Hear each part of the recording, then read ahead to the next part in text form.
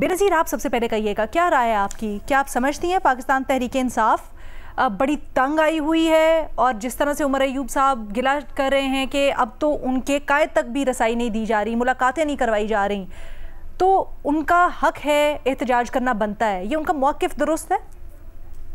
अलीना नहीं, और जो तनकीद हो रही है मेरे ख्याल से बल्कि वो दुरुस्त है, क्योंकि पहले पीटीआई की ये शिकायत थी कि आईनी तरमीम के मामले में हमें एंगेज नहीं किया जा रहा, हमारे पास एक बहुत छोटी सी डेडलाइन है आईनी तरमीम 25 अक्टूबर से पहले जिसमें हम एहतजाज करना चाहते हैं, प्रेशर डालना चाहते हैं। अब वो सारी बात खत्म हो गई है। अब हुकूमत ने एक पार्लिमानी कमेटी बना दी है, वहाँ पे आपकी नुमाइंदगी है, आपके जो भी आईनी तरमीम के हवाले से जो प्रपोजल्स हैं, सजेशंस हैं, शिकायत हैं, खदशे हैं, आप वहाँ जाके लेके जाएं, वहाँ पे शोर मचाएं, बजाय इसके कि आप जाके डी चौक में बैठे। अच्छा, डी चौक में भी क्यों ऐलान किया गया, वो भी 15 अक्टूबर का? क्योंकि पीटीआई को भी नजर आ रहा है कि ये हुकूमत का एक वल्नरेबल मोमेंट है, एक वीक पॉइंट है। हुकूमत इन 2 दिन में जब एससीओ की समिट हो रही है, वो किसी ना कोई हंगामा जो है वो बर्दाश्त अफोर्ड ही नहीं कर सकते इन 2 दिन में। तो अब आपने अगर देख लिया कि एक वीक पॉइंट है, तो अब आपने प्रेशर डालना है हुकूमत पे ताकि आप जो है अपनी बात मनवा सके। और ये एक प्रॉब्लम रही है पीटीआई के साथ, उनकी बड़ी एक डिसरप्टिव सी पॉलिटिक्स रही है, और वो अपनी सियासत को बदलते नहीं है। IMF का मामला ले लें, साइफर का मामला ले लें, उनकी ये तरीका है पॉलिटिक्स करने का, मतलब इतनी बड़ी सियासी जमात है आप, इतनी बड़ी ऑपोजिशन की जमात है, ऑपोजिशन करें। जमहूरियत में बड़ा एक अहम किरदार होता है ऑपोजिशन का, ये opposition for the sake of opposition, सही कहते हैं बिलावल भुट्टो ज़रदारी साहब कि कभी कभी पीटीआई की इसी किस्म की सियासत होती है।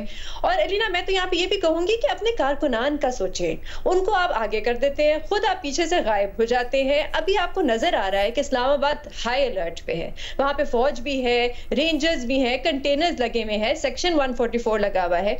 थोड़े से भी लोग अगर जमा होते हैं तो रियासत की तरफ से बहुत सख्त किस्म का रिएक्शन आएगा। आप क्यों अपने कारकुनान को इस किस्म की सिचुएशन में डालना चाहते हैं कि उनको डंडे पड़े, उन पे शेलिंग हुए, उनको खुदा ना खास्ता कल कुछ भी हो सकता है, किसी किस्म की भी सिचुएशन बन सकती है।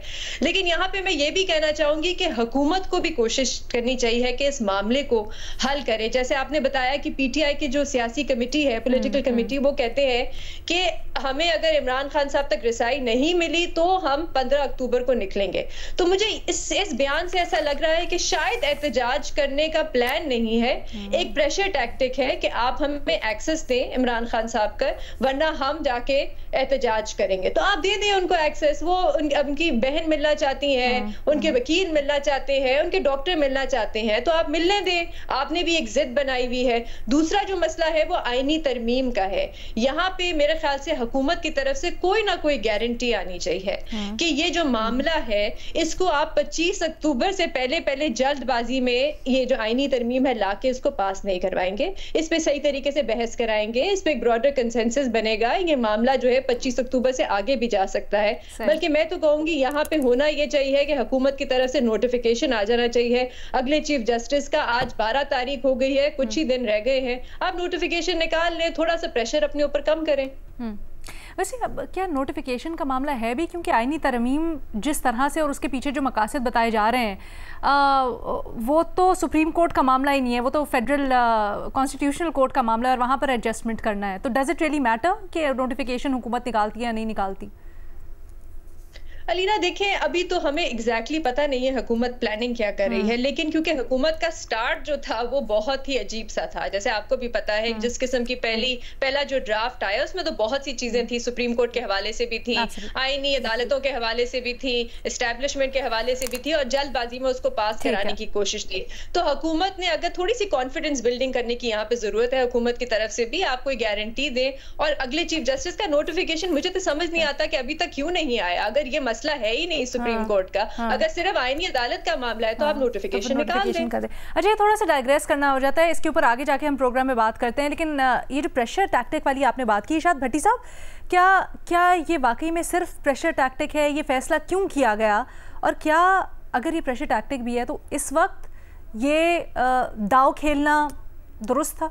मैडम शेख, आपका सवाल बड़ा दिलचस्प है कि ये क्यों कॉल दी, लेकिन इस पर आने से पहले मैं हुकूमत से कहना चाहता हूँ कि ताकत के इस्तेमाल से गुरेज करें, बराए मेहरबानी ताकत का इस्तेमाल ना करें, इंगेज करें, बातचीत से मामला हल करें, 3 साल से आपने ताकत का हर जाविया इस्तेमाल कर लिया, एंड रिज़ल्ट क्या निकला? एंड रिज़ल्ट ये निकला कि आप आज उज़मा खान और इल्मा खान से बारूदी मवाद बरामद करा रहे हैं और KP हाउस जैसा बंद करने का जो मज़का खेज़ फ़ैसला कर रहे हैं।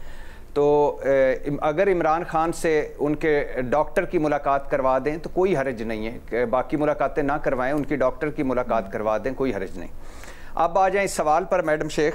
मुझे लगता है ये 3 चीज़ें मुझे समझ आती हैं। पहली कि जो कुछ पाकिस्तान तहरीक इंसाफ के साथ हुआ और ख़ास तौर पर डी चौक में हुआ, ये उसका रद्द अमल है, या पाकिस्तान तहरीक इंसाफ ट्रैप में आ गई है, या जो पाकिस्तान तहरीक इंसाफ के रॉन्ग नंबर्स हैं और ब्रूटस हैं वो जीत रहे हैं और पाकिस्तान तहरीक इंसाफ हार रही है। पहले बात, लेकिन तीनों सूरतों में जो तनकीद उन पर हो रही है और जो उन्होंने कॉल दी है ये गलत है, और उन पर जो तनकीद हो रही है वो दुरुस्त है। पहले बात कर लेते हैं कि ये जो अमल का रद्द अमल है, पाकिस्तान तहरीक इंसाफ से कहना है कि ये आपका एक बेवकूफ़ाना फ़ैसला है, एक अकल से आरी फ़ैसला है, ये पागलपन है। कभी तहरीक इंसाफ ने ये सोचा है कि सिविल नाफरमानी की कॉल देकर माजी में क्या मिला उनको? इस्लामाबाद लॉकडाउन के फ़ैसले से क्या मिला? तहरीक अदम एतमाद के बाद कौमी असम्बली से निकलने और अपनी KP और पंजाब की हुकूमतें तोड़ने से क्या मिला उन्हें? मीर जाफ़र मीर सादिक से 9 मई तक फ़ौज से लड़कर क्या मिला? मुल्क टुकड़े हो जाएगा, फ़ौज टूट जाएगी, एटमी सलाहियत कंप्रोमाइज़ हो जाएगी, इन जैसे बयानों से क्या मिला? उस्मान बुज़दार मामले पर फ़ौज से लड़कर, DGI तकर्री पर झगड़ कर, फ़लाँ आर्मी चीफ ना लगें, ये कोशिशें करके क्या मिला? और IMF कर्जा ना दे, मुसलसल जलसे, जलूस, मुसलसल एहतजाज और मुसलसल सड़कों पर रहने से क्या मिला? सियासी जमात तो गलतियों से बचती है, गलती कर ले तो उससे सीखती है। यहाँ तो गलती पे गलती हो रही है और पुरानी गलतियाँ दोहराई जा रही हैं। तो बराए मेहरबानी इससे सीखें कुछ आप, और आगे सीख कर हिकमत, तहम्मुल और सब्र से बढ़ें। दूसरी बात कि क्या ब्रूटस और रॉन्ग नंबर जीत रहे हैं या ट्रैप में आ रही है?